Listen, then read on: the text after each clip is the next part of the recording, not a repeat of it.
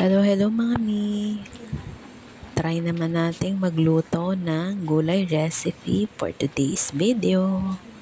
Ginisang papaya with spinach. Tara, luto tayo!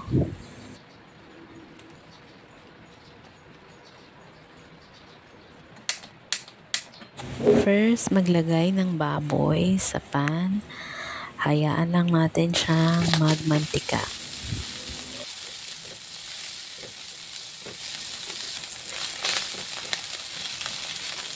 Maglagay ng sibuyas, bawang,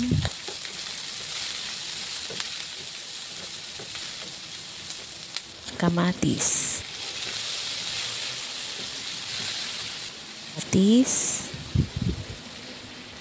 paminta, haluin ulit. Takpan, hayaan lang natin manurog ang kamatis.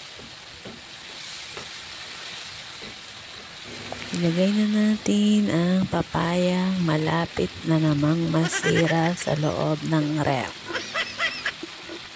Konting tubig, 4 cubes. Halu-haluin.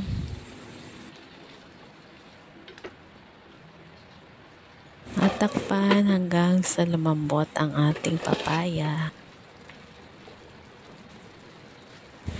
Ilagay na natin ang spinach.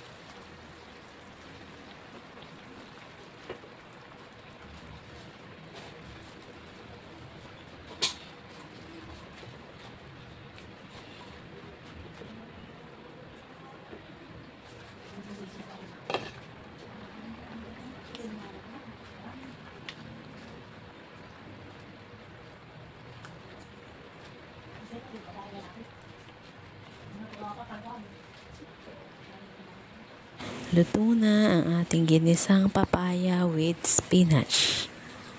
Kain po tayo. Thank you Lord palagi.